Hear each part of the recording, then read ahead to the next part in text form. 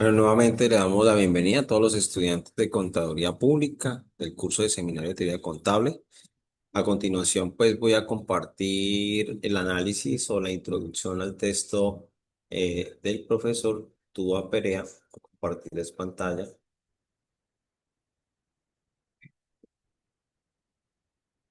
Vamos a compartirles algunos elementos relacionados con este apartado de aquí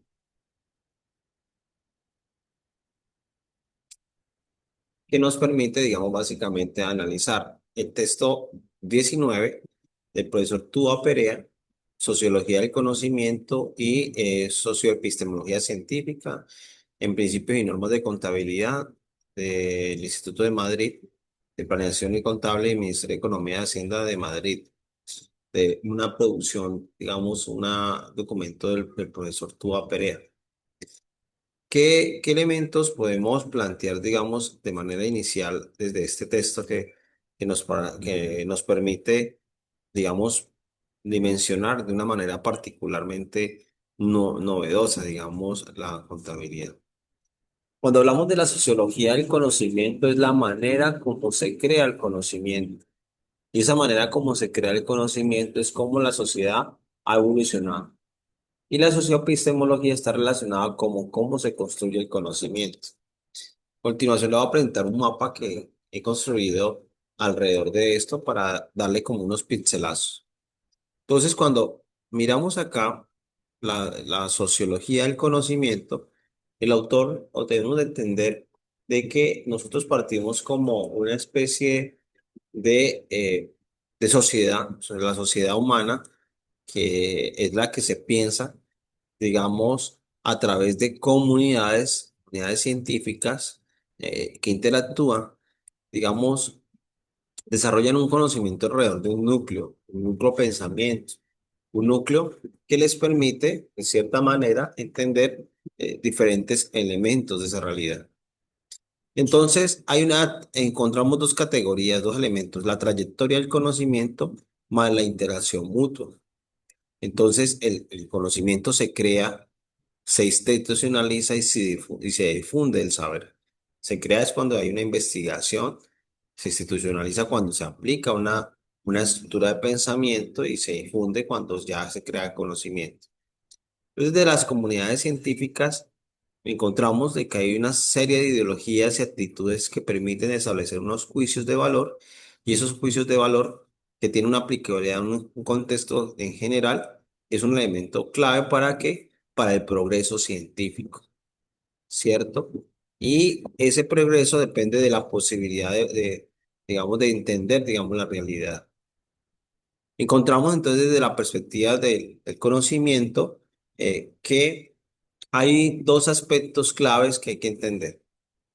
Uno es que cuando nosotros miramos esa creación del conocimiento, se logra crear cuando hay un etos compartido, es decir, cuando hay un reconocimiento específicamente sobre y comprender una realidad.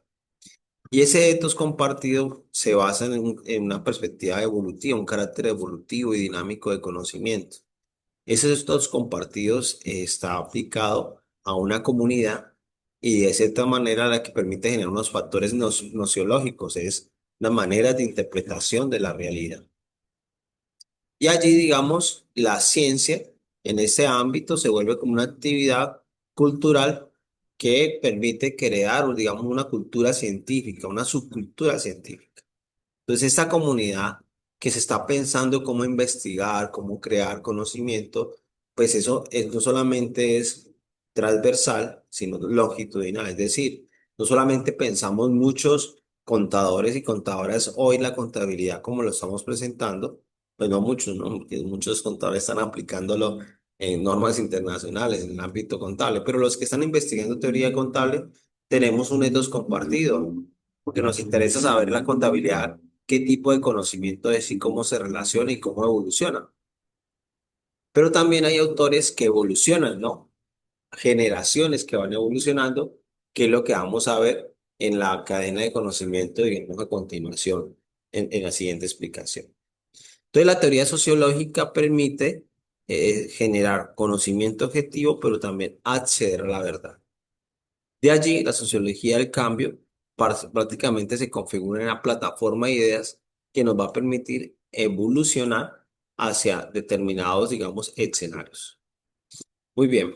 Por ahora dejo allí, como para que vamos mirando y nos vamos al texto de sociología. Entonces, con estos elementos, y como lo decía por acá el profesor Tuba, la existencia de una subcultura científica, por tanto, implicarían, por tanto, la existencia de elementos técnicos, ideas, hábitos y valores heredados y transmitidos sucesivamente en un proceso dinámico y evolutivo. Y en definitiva, la existencia de formas pautadas de pensar, sentir y reaccionar adquiridas y transmitidas principalmente por símbolos que constituyen los logros característicos de los grupos juzgados. Esto es un elemento muy importante porque nos está planteando que esos patrones que se crean son patrones que van a permitir que los investigadores en el futuro lo piensen. Y por eso, digamos, aquí nos habla de la comunidad.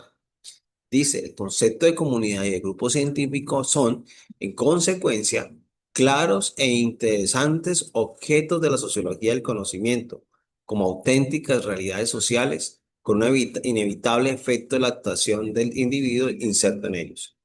Sus normas como expectativas grupales de conducta, la socialización y aprendizaje como precio de la pertenencia en el colectivo, el efecto mimético que el grupo ejerce sobre sus individuos, los liderazgos en su seno y la influencia del líder, la utilización de los logros intelectuales para aumentar el estatus individual, la manera en que la comunidad científica influye sobre las ideas de sus miembros y sobre la forma de aflorar, presentar y contrastar las mismas. Son categorías sociológicas que pueden muy bien ser analizadas desde la perspectiva de la sociología del conocimiento y que requieren amplios estudios, de los cuales no se han dado sino los primeros pasos. En cualquier caso, junto con las funciones institucionalizadas del intelectual, existe un conjunto de factores culturales que proporcionan un repertorio temático en un medio ambiente ciertamente condicionante que moldea el rol del científico. Con estos elementos me parece que es muy importante ir recogiendo de que existen unas series de comunidad que se está pensando cómo se crea el conocimiento y cómo se desarrolla el conocimiento. Ahora bien, avanzando con el texto, el profesor Túa nos muestra, digamos, desde la sociología, una mirada de cómo evoluciona la contabilidad. Entonces, en ese sentido, miremos el mapa. Podemos encontrar que hay varias corrientes de pensamiento de investigadores sobre cómo se crea el conocimiento. Wallace y Berman es de la corriente positivista y ellos plantean de que no existe ni existirá una teoría de contabilidad. En ese orden de ideas, la economía no regulada, ellos plantean que hay dos economías, la economía no regulada y la economía regulada. Esa economía esa economía regulada, ¿cierto? Básicamente tiene una demandas, ¿no? La no regulada tiene la demanda pedagógica, la información, la justificación, y estos aspectos básicamente son de carácter cualitativo, ¿no? La economía regulada tiene un elemento clave que es la distribución de la riqueza, que son las teorías normativas, que son los costos políticos. Los costos políticos, digamos, están mirándose las dinámicas de poder, las dinámicas de las empresas, ¿cierto? Una lucha permanente, ¿cierto? Al servicio del poder. Entonces, la teoría de contabilidad, ellos plantean de que no existe porque hay unas dinámicas de la economía que no tiene su aplicabilidad. Viendo otro autor, digamos, que nos plantea el profesor Tuba, que es Popper. Entonces, acá vemos algo muy curioso que tienen que entender ustedes en este tema de la cadena de conocimiento, es que Popper fue un pensador, ¿cierto? Y su estudiante fue Kuhn, es decir, como el hijo académico. Y el estudiante de Kuhn fue Lakatos. Esto es muy bacano porque ahí muestra tres pensadores que hicieron parte de un círculo de conocimiento que permitieron mostrar un ejercicio de la evolución de la de la ciencia, eso no es de contabilidad específicamente. Ahorita vamos a ver cómo Cañón lo aplica. Popper dice la teoría de la falsación.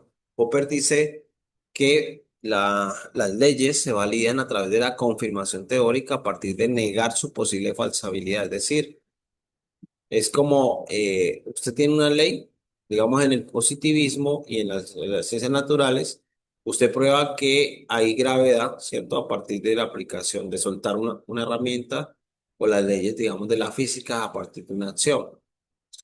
Nota que hay teorías que se pueden validar no necesariamente por su validación, sino porque se le cuestiona y porque al pedirse un cuestionamiento no aplica.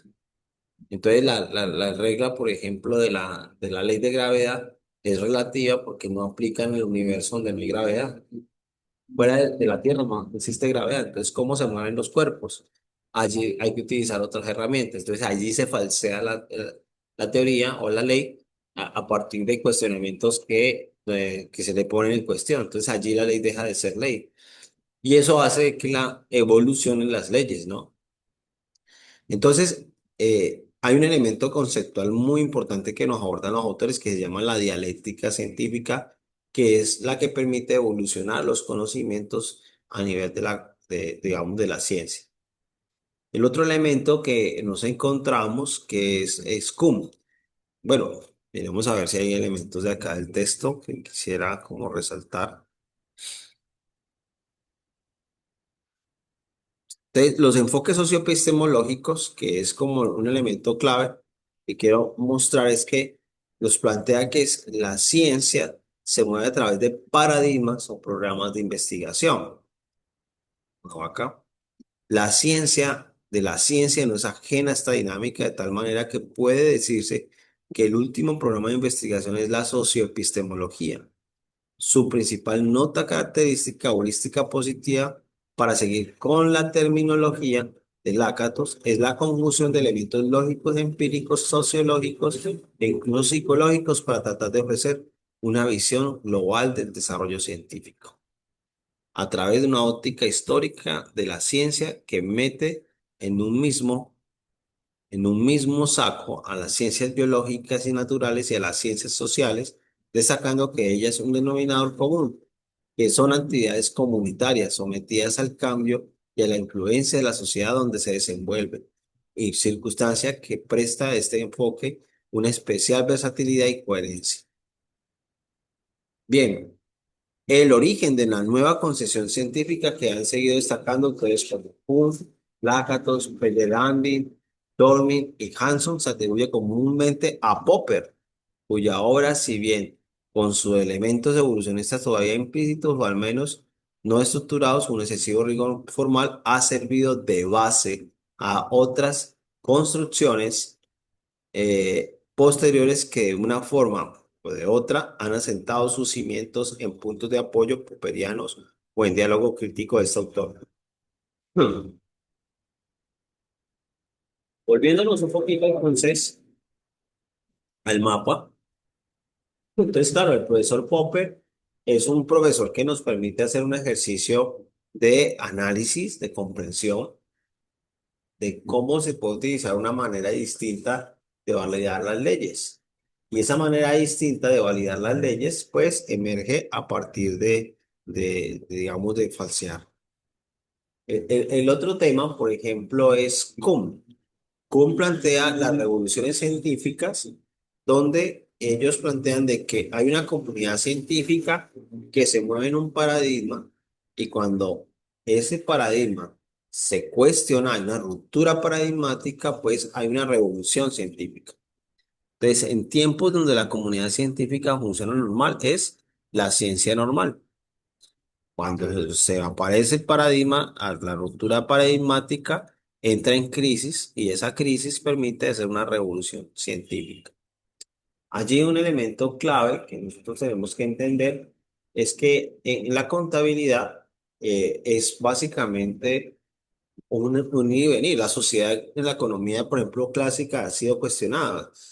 La ruptura, digamos, de sus dinámicas de la economía pasó en el 29 con 1929, digamos, con la Gran Depresión, en 1970 con la crisis de petróleo y en el 2008 con la crisis hipotecaria en Estados Unidos, que mostraron que el sistema era débil y que en esa materia o vulnerable, las dinámicas económicas tenían que cambiar y en materia contable, la representación contable iba a tener un papel significativamente diferencial. Si nos vamos al texto del profesor Tuda, dice, críticas que unen las revoluciones científicas, críticas como esta última reseña en torno a la postura de Popper, son las que llevan decididamente a Kuhn a subrayar el carácter evolutivo de la ciencia, al poner de manifiesto su sustento en la comunidad científica, eh, con todo el entramado de relaciones epistemológicas y sociológicas, ¿cierto? Que ello implica y que se desarrolla a través de grupos que comparten una completa constelación de creencias, valores y técnicas. Aunque la potencia de acuerdo al grupo varía, afirma Kuhn, con consecuencias no triviales y a lo largo del espectro desde los modelos heurísticos hasta ontológicos, todos ellos tienen funciones similares y entre otras proporcionan al grupo las analogías y metáforas preferidas y permisibles, siendo así continúa, ¿cierto? Estas funciones ayudan a fijar lo aceptado, tanto como explicación o como solución enigma. Entonces, solución enigma e inversamente ayudan a la determinación de la lista de enigmas sin solución. Es como una respuesta en representación contable, el manejo, digamos, de una caja, el manejo de un desembolso, de una transferencia. Se crean como unas explicaciones, pero, digamos, no entran en cuestión. El criterio de veracidad para Kuhn no es en consecuencia objetivo, en el sentido clásico de este término, sino sociológico, a través de las reglas que los propios grupos humanos se otorgan. La siguiente afirmación es altamente expresiva de este parecer. La ciencia no es la única actividad a cuyos practicantes se les pueda agrupar en comunidades, pero es la única en que cada comunidad es su propio y exclusivo público y juez. Ahí tenemos entonces que Kuhn, con las revoluciones científicas, nos permite mostrar que las comunidades juegan un papel muy importante en el ejercicio de reconocimiento, digamos, de la información, de la creación de conocimiento. Lakatos crea una línea que se llama los programas de investigación. La heurística positiva, que son de las cosas buenas del pasado, de las que se aplican, digamos, son las que hay que continuar, y la heurística negativa es lo que no se debe continuar en un ejercicio de investigación o de creación del conocimiento. Esos son elementos claves que nos permiten los autores. A partir de allí, voy a mirar si aquí encontramos elementos. En el texto encontramos algunos elementos interesantes, ¿no? Aquí, por ejemplo, en la página 428, dice, en un esfuerzo de síntesis de identificación, Kuhn trata de enunciar los rasgos esenciales de una matriz disciplinar que resumimos: generalizaciones simbólicas, compromisos compartidos, valores y criterios, ¿cierto? Que son los que van a permitir hacer una interpretación de esa realidad. Y último, la matriz disciplinar de Kuhn, que denomina ejemplos, elementos ejemplares, problemas, soluciones y maneras de encontrar los últimos. Bajando un poco más, vamos a encontrar a Lakatos, que es el que permite darle un ejercicio evolutivo a la información, ¿no? A la creación del conocimiento.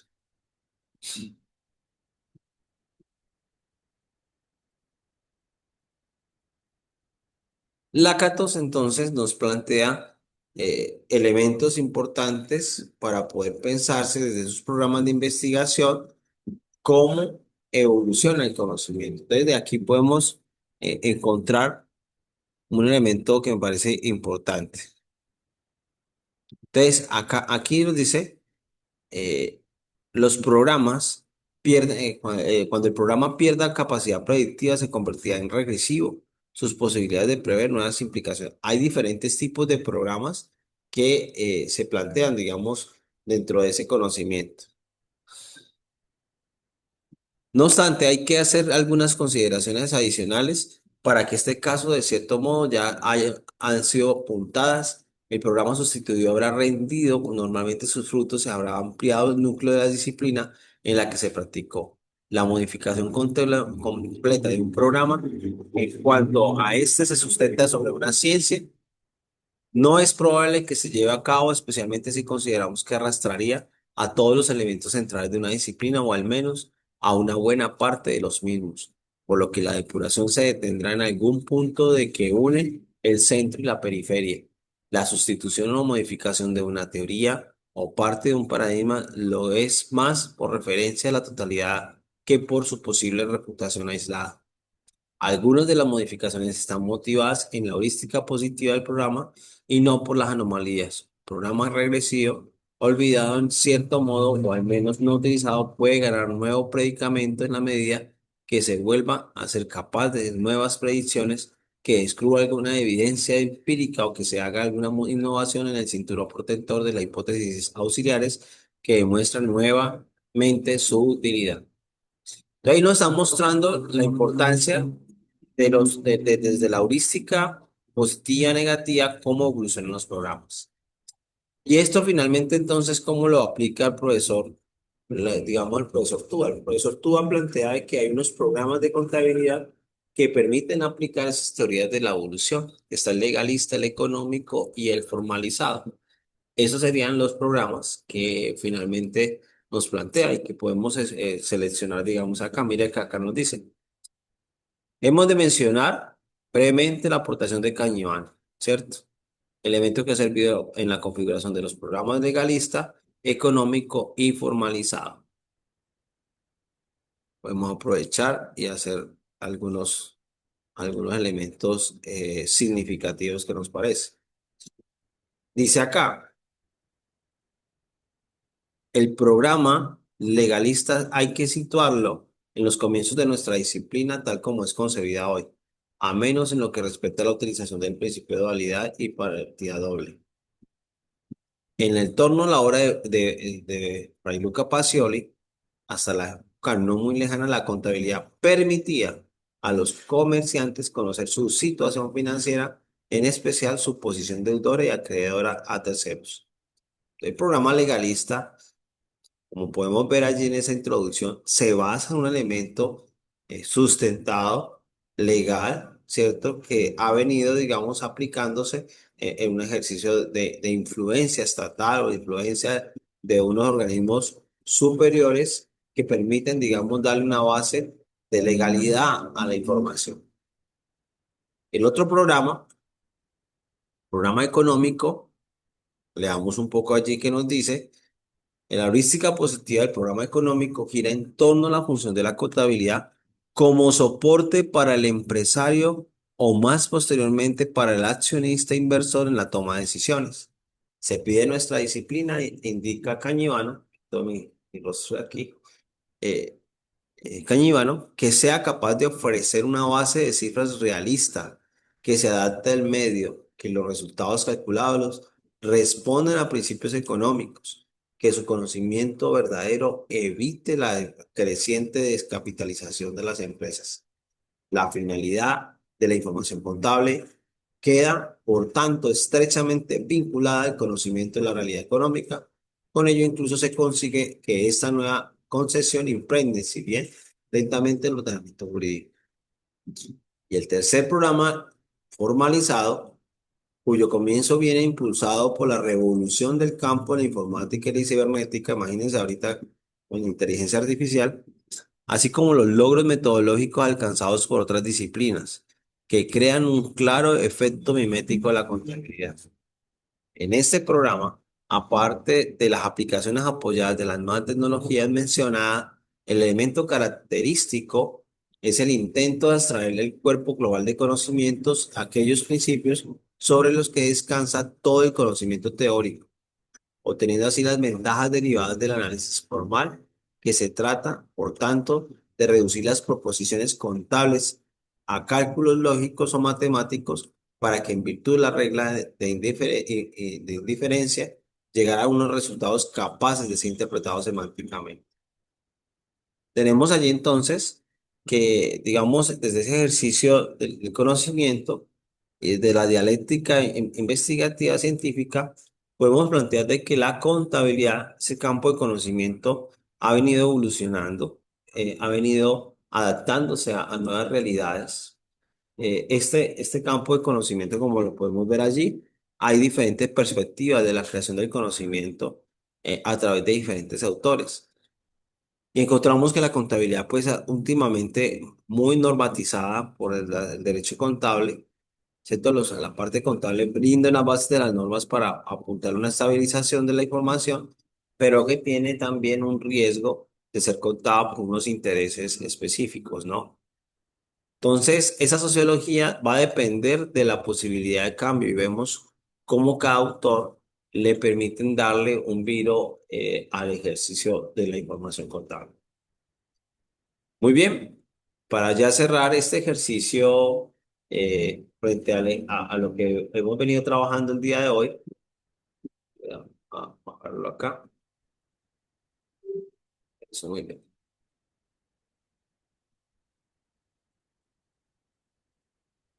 Entonces, podemos en este, digamos, último elemento del texto, plantear, digamos, algunos aspectos claves del texto 19, ¿no?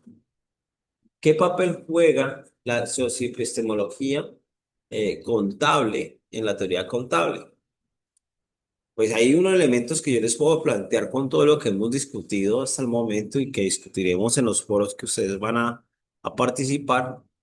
Es que la socioepistemología permite mirar cómo evoluciona esas teorías y cómo se puede investigar y generar conocimiento de la contabilidad. Cómo se acerca el conocimiento de la contabilidad, que es un elemento fundamental, digamos, a qué tipo de conocimiento es y cómo evoluciona. Por eso, digamos, la socioepistemología nos muestra diferentes formas de interpretación. Bien, ya para cerrar y para invitar a que compartan en el foro, esperamos que nos puedan responder el grupo 7 qué es la sociología del conocimiento, su tipología y qué conceptos aborda. El grupo 8 qué aportes brindan Wassi y Silverman a la teoría contable y qué críticas expone, algo presente en el espacio. Espero ustedes lo amplíen. El grupo 9 ¿qué relaciones generan la epistemología y sociología del saber y cómo se llevan de Popper hasta la revolución científica de Kuhn? Es un tema de evolución muy similar al gráfico. Y finalmente, ¿qué apuntan los programas de Lakatos y cómo se lleva la sociología y epistemología del desarrollo de la contabilidad y la dialéctica científica? La dialéctica científica, quiero cerrar con eso, es un elemento contable, es un elemento de la ciencia donde nos permite pensarnos de una manera evolutiva. Y de esa manera evolutiva, la dialéctica lo plantea a partir de las tensiones entre actores y entre ideas, con la dialéctica marxista. Muy bien. Con estos elementos creo que ya hemos hecho un paneo por completo, digamos, de este ejercicio académico, como ver en el mapa, cómo la contabilidad es un campo de conocimiento que está profundamente en un proceso evolutivo, en un proceso que nos muestra cómo desde una institucionalización, unas instancias, se puede ir evolucionando desde otras perspectivas. Muy bien, yo creo que con esto cumplimos la tarea de compartirles este ejercicio. Eh, Solo me resta agradecerles a todos y todas por atender pues estos videos. Espero les sirva pues para el ejercicio de aprendizaje y seguimos en el diálogo. Muchísimas gracias a todos y todas. Dios les bendiga. Chao, chao.